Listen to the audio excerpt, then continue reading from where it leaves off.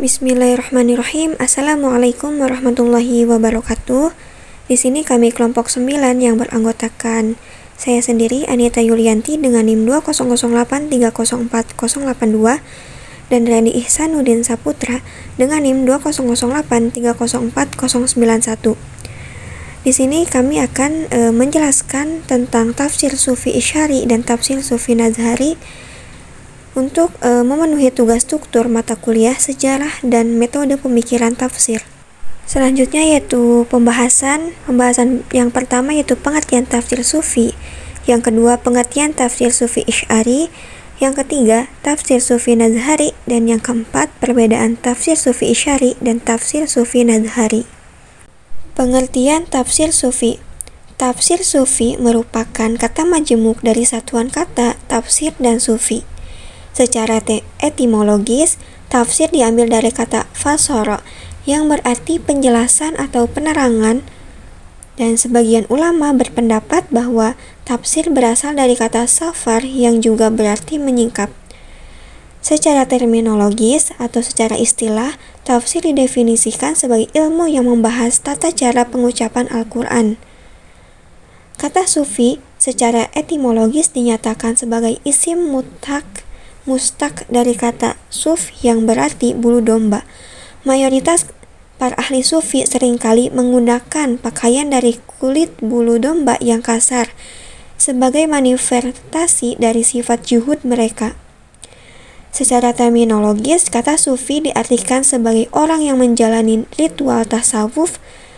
Tasawuf mengandung makna 3 hal. Pertama, suatu yang berkaitan dengan akhlak.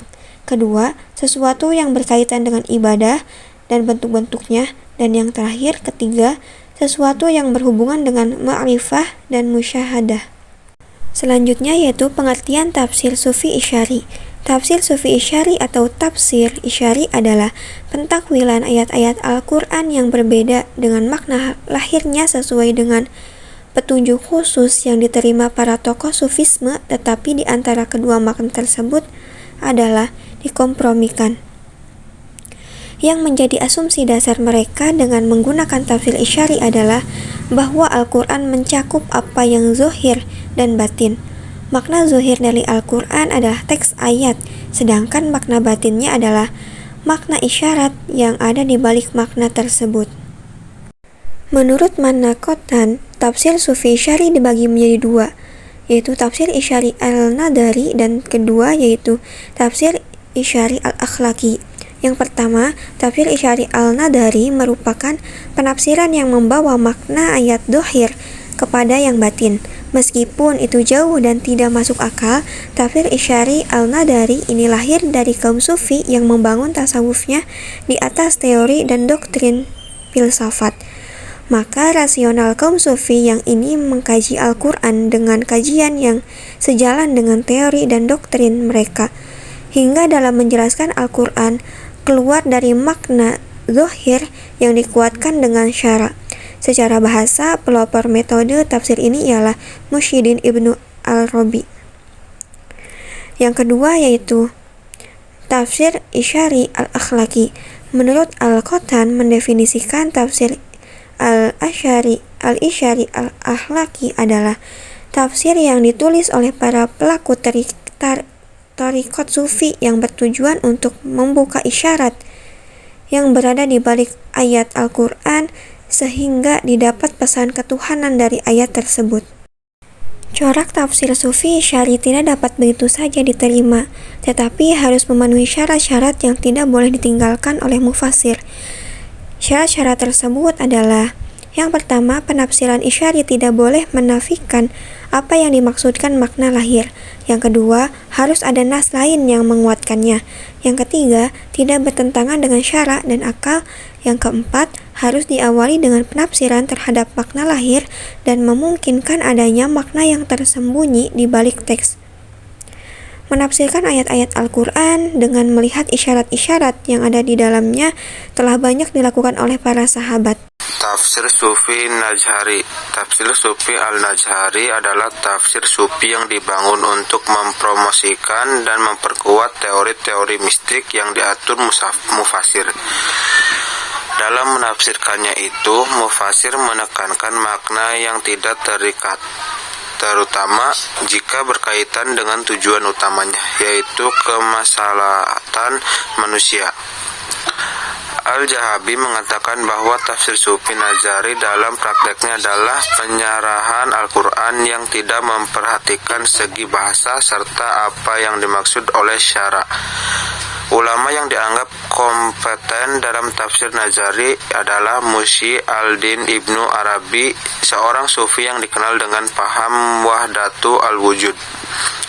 Penafsirannya selalu dipengaruhi oleh paham wahdatu al-wujud, yang merupakan teori atau paham terpenting dalam tasawufnya, dan seolah-olah penafsirannya dijadikan legitimasi atas pahamnya. Tafsir Sufi Najari yaitu perspektif penafsiran Al-Quran yang berdasarkan pandangan-pandangan teori filsafat yang dibangun atas dasar pesimis minor. Pendekatan ilmiah dalam upaya menelusuri makna-makna Al-Quran yang didasarkan pada data-data yang nilai kebenarannya bersifat subjektif dan relatif.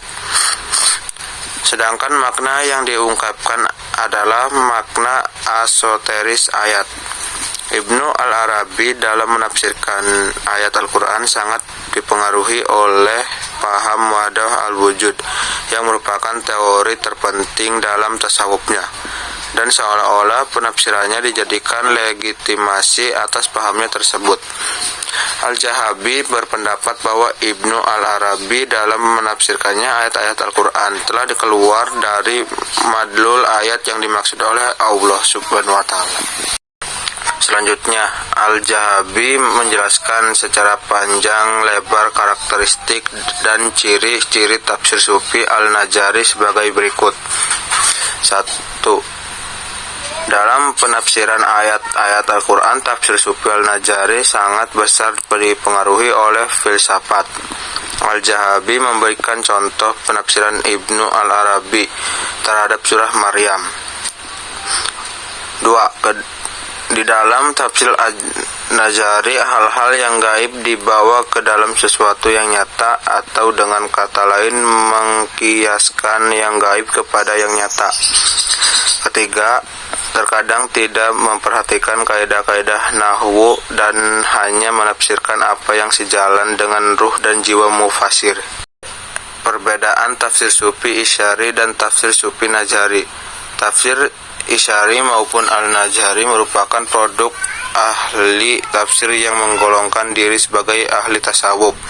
Sebagai itulah, kedua corak penafsiran ini memiliki nilai similaritas karena keduanya mengungkapkan makna Al-Quran yang tersirat.